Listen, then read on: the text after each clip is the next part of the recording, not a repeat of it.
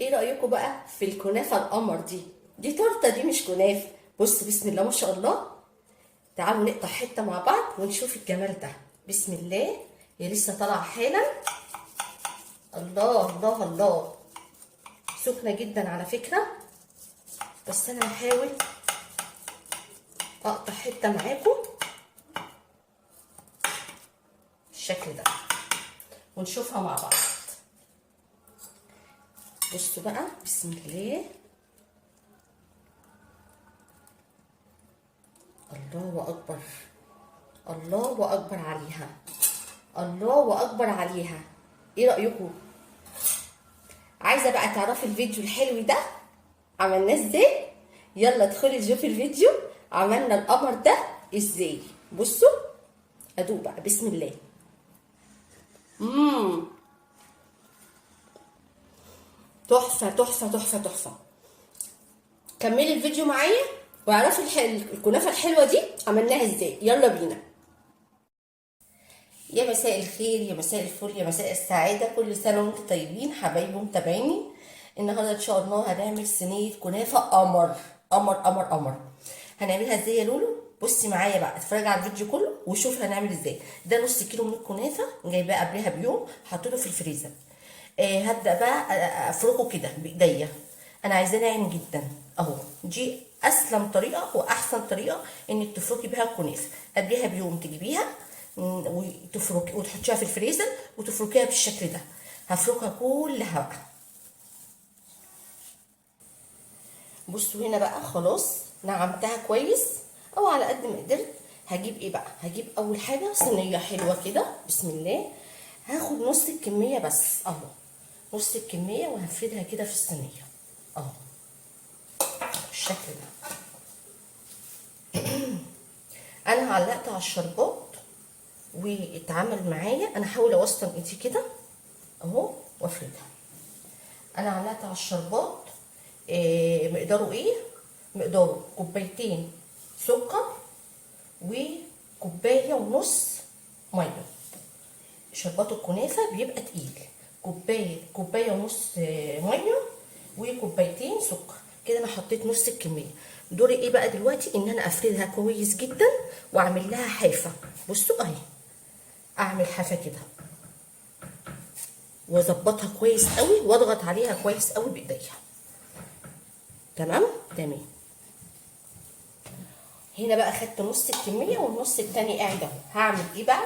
جبت سمنه سايحه اهو، وابدا بقى ارش على الكنافه كلها لغايه ما اغطيها كلها بالسمنه.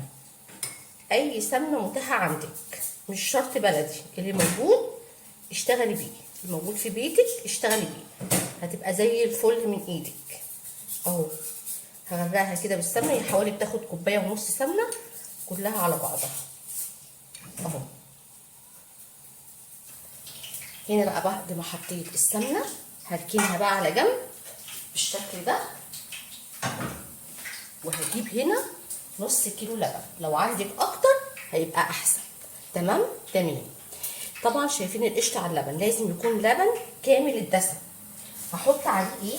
هحط معلقتين من النشا اهو على البارد. ادي معلقه وادي معلقه. تمام تمام. وهحط كمان معلقتين كريم شانتيه. ادي معلقه وادي كمان معلقه. وهحط ايه تاني؟ معلقتين من السكر. ادي معلقه او معلقتين ونص. انا هكتفي.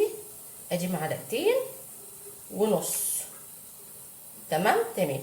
وهقلب كل الحاجات دي على البارد. هقلب كل الحاجات دي كده على البارد اهو. وبعد ما هقلبها على البارد انا هرفعها على النار لغايه ما تتقل معايا، بس مش تتقل قوي اهو. هقلب كل ده على البارد وهرفعها على النار. هنا بقى رفعتها على النار وبقت معايا بالسمك ده. ايدي فيها على نار هاديه. بصي السمك اهو اهو، ده السمك اللي انا عايزاه اهو. هبدا بقى وهي سخنه كده هنزل بيها في النص اهو. فهمتوا بقى احنا عاملين حفه ليه؟ اهو بالشكل ده. بصوا اهي هي سخنه دلوقتي. انا عايزه اقول لك ان انا حطي كيس فانيليا وانتي كمان بتعملي الحاجات دي، يعني كله على البارد القشطه الكدابه، وحطي كمان كيس فانيليا عشان يديها ريحه حلوه جدا. دي بقت في النص اهي، هسيبها بقى لغايه ما تبرد تماما، ما احطش الطبقه التانيه خالص، هسيبها تبرد ونرجع نشوف هنعمل ايه. هنا بقى بعد ما بردت تماما هبدا بقى بسم الله الطبقه التانيه اهي، وابدا اوزعها زي ما وزعت الاولانيه، بس وانا بضغط ما اضغطش جامد. تمام، ما اضغطش ايه جامد، اوزعها كده بالتساوي اهو. بصوا بعد ما حطينا الطبقه التانيه هبدا كده في الحروف بايديا كده ضغطه خفيفه اهي لتحت كده عشان تمسك في التانيه اهي. انا حبيت بس اوريها لكم بالشكل ده، ضغطه خفيفه كده على الحروف، لان الحروف اصلا مش طايلها ايه قشطه اهي. واضغط ضغطه خفيفه كده ومن الجناب كده، من الجناب كده اهو. وهبدا بقى اوزع طبقه السمنه اهو زي ما عملت اول مره بالشكل ده في الحروف الاول اهو، لغايه ما تشرب كلها ايه السمنه بتاعتنا اهي. هتاخد ايه زي ما قلت لكم، هتاخد حوالي كلها على بعضها من كوبايه وربع لكوبايه ونص. هنا بقى كده خلصت اهي، هبدا بقى ادخلها الفرن والشربات اتعمل وبارد، وبعد ما تخرج من الفرن هنشوفها. هنا بقى يا حبايبي بعد ما طلعت اهي بالشكل ده، بصوا بقى هعمل ايه. ده السيرم اللي انا عملته اهو، هبدا بقى اسقيها كده وهي سخنه والسيرم بارد، والسيرم بتاع الكنافه بيكون طبعا تقيل. هزق الجزء ده كده بالشكل ده بنص السيرم، بنص الشربات بتاعه. تمام. هنا بعد ما خلصت السيرم نصه في الوجه في الجزء دوت او على وشها كده، هقلبها عشان اسقي الطبقه التانية، لان طبقه الكريمه او القشطه اللي احنا عاملينها الكدابه بتبقى حاجز ما بيوصلهاش السيرم او العسل او الشربات اللي احنا عاملينه، فهقلبها وارجع اديها بالجزء اللي فايض معايا السيرم دوت. هبدا اسقيها الطبقه التانية، هقلبها ونشوفها. بصوا هنا كده انا قلبتها، هبدا بقى اديها سيرم كده خفيف مش كتير قوي في الطبقه التانية، لان زي ما قلت لكم طبقه القشطه بتبقى حاجزه، وخصوصا في النص. هديها سيرم كده وبعد كده نزينها مع بعض. هنا خلاص هبدا بقى ازينها باي تزيين عندك. انا هزينها كده بالكريز بالشكل ده، هتدي شكل حلو قوي اهو. بصوا جايبه الكريز وفتحاه نصين او قطعاه نصين، وببدا اعملها بالشكل ده اهو. تزيين بسيط ورقيق جدا، وعملتها معاكم رمضان اللي فات بس زينتها بطريقه مختلفه اهو.